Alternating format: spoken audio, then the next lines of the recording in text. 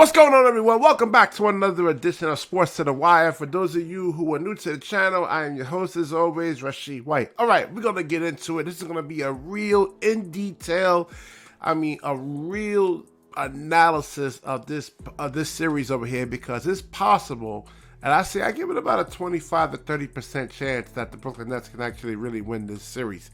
There's going to be a lot of factors that actually goes into it. So let's go with the actual head-to-head matchups. Let's actually start up with the coaching. Now, I took a lot of notes on this. I have a bag of notes over here. Half of it is going to be notes, and then the other half is going to be like just really kind of freestyling everything, man. It takes a lot of work to actually get this down over here. So you have the coaching over here between Jacque Vaughn and Doc Rivers. So Doc Rivers has, we know, had a lot of coaching blunders in the past, man, with baiting Dak with the LA Clippers. Couldn't get Philadelphia 76ers over the hump when Ben Simmons was actually there. He has the one championship. And then we look at Jacque Vaughn. I'm just trying to see who actually edges out over here. You know, Jacque Vaughn, I think he's done a really, really good job, being that you had Kyrie Irving, Kevin Durant. I mean, we had all the drama that actually happened this year with the Brooklyn Nets. You know, having one set of team, and then you have a brand new team put together, you know, in the middle of the trade deadline there with no training camp. He's not afraid to actually sit players down, like Cam Thomas, who doesn't actually wants to go along with the program. And we're going to get to Cam Thomas a little bit later. I'm not sure if I'm going to do this into a two-part series, because this is actually going to be a lot. So the coaching is going to be key. Now with Jacque Vaughn can he actually make in-game adjustments? And this is a sign of a great coach, if you can actually make, you know, in-game adjustments. We actually see him doing that when it actually comes to the regular season. He's quick to call a timeout if things aren't going right. So I think in the terms of the coaching that they actually really even there. Now, the main piece, let's get to the point guard position over here. This is really, really critical over here. Spencer Dinwiddie. Spencer Dinwiddie is going to actually have to keep his head. And I mean, he cannot let the referees' lack of calling actually get to him. Because we've seen that during his tenure as a Brooklyn Nets so far, that the referees will not give him calls. And there's times where there are legitimate fouls. But listen, they're not going to call every single foul. You go out there, you play a pickup basketball game, you call your own fouls. You're not calling every foul, man. Especially, like, you know, certain hoods you go into, man, there'll be a fight to actually. You can't call fouls. You know, so in the playoffs, the referees aren't going to blow the whistle as much. And Spencer Dinwiddie is going to actually have to play a cerebral game over here. Now, James Harden is banged up with that Achilles soreness, which I currently have that injury, you know, but it's going to mess with James Harden a little bit there. I mean, he's going to be something. He can't explode off the foot. I mean, I haven't seen really that much explosiveness in him. I haven't watched much Philadelphia this year, but from what I've seen him back in the summer, you had Scotty Barnes locking him up.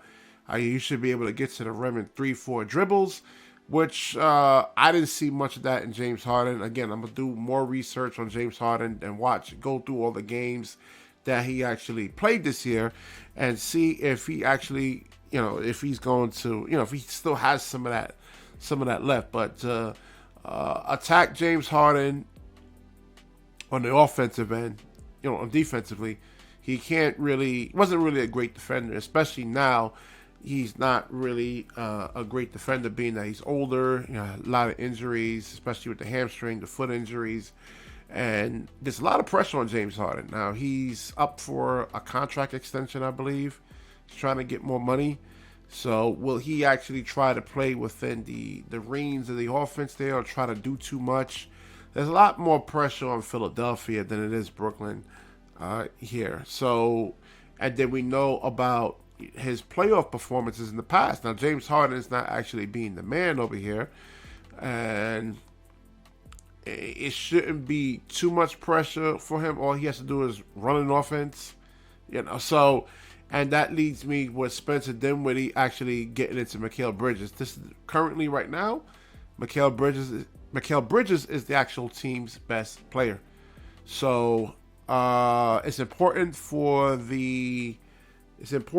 Spencer Dinwiddie to actually give him the ball within 17, 16 seconds on the shot clock, and not go for long stretches of actually, him not getting the ball. So right now, what Mikal Bridges is actually doing, he's a 3-level scorer, and especially like in the mid-range, what makes it really, really, really tough to actually stop any player, not just an NBA player, but any kind of player, any player. Because that mid-range shot, it makes it to where you cannot really turn this camera off. Battery's dying on this. Do not want to interrupt the flow. So it makes it really, really hard for players to like really play hard defense on you.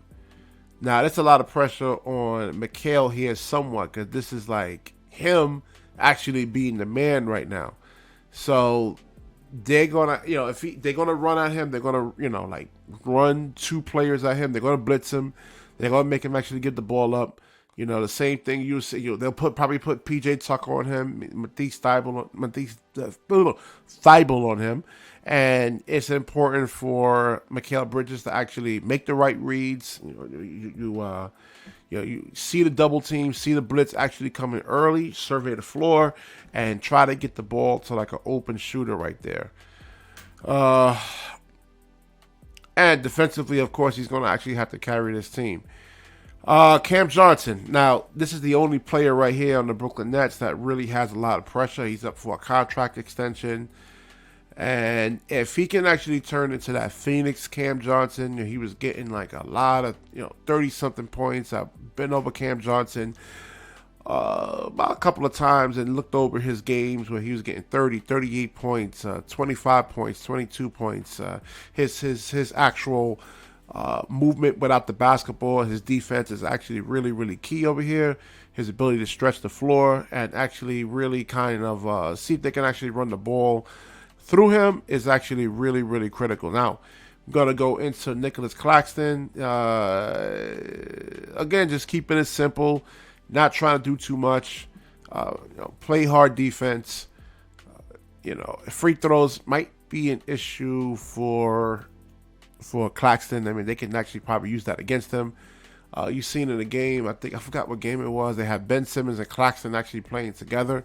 And I think it was the San Antonio game, and they went to Hacker Claxton rather than hack of I'm sorry, Ben Simmons there. But as you saw last year, and I think it was Game 4, one of the games in the playoff series against Boston, that he was 0 for 11 from the free throw line. So hopefully he actually overcame that. Let's see the bench over here. The bench. Cam Thomas can actually be an X factor.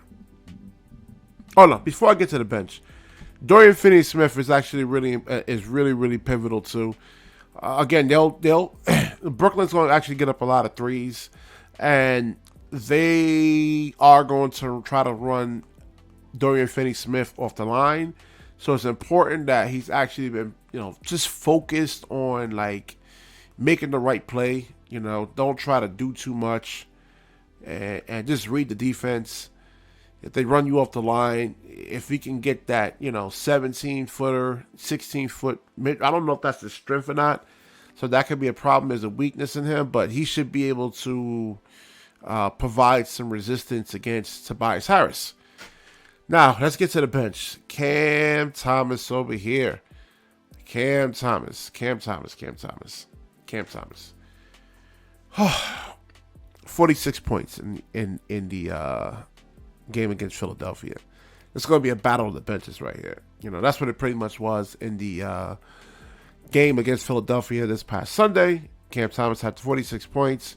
3-point shot was actually looking good, but that's the problem with him. If his 3-point shot is not dropping, then, he doesn't really give you much else. He takes a lot of bad shots. There's a lot of things to his game that he really needs to add.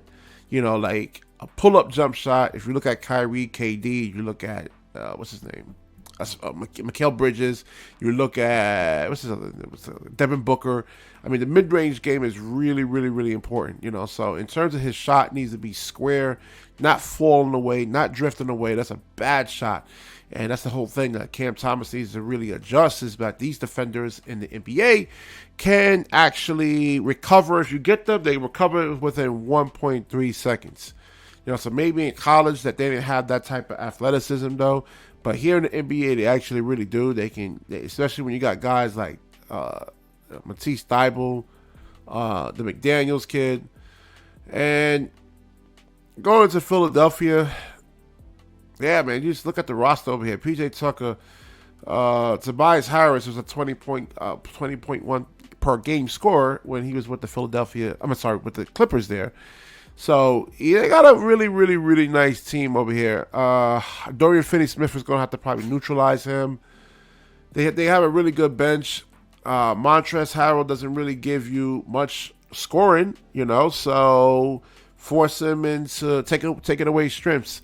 So everybody, you know, especially like the bench guys, I don't know what the rotation is going to be, how deep in the rotation that Jacques Vaughn is willing to go, but attention to detail, reading the scout reports, studying your opponent, seeing what they actually like to do, what offensive tendencies they actually like to do, and taking away those strengths and forcing them into second, third options.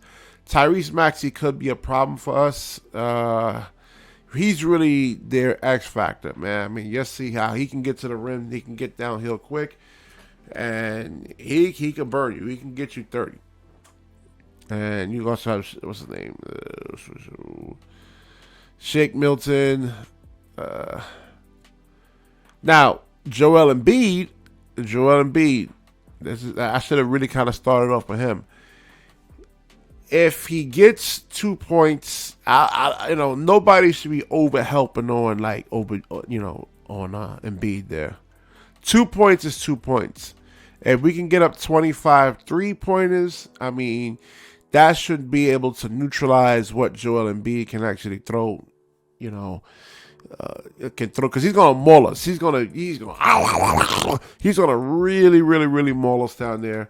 And some help is fine, but not overly helping. Don't be sending 3 players at them and leaving the corners wide open over there.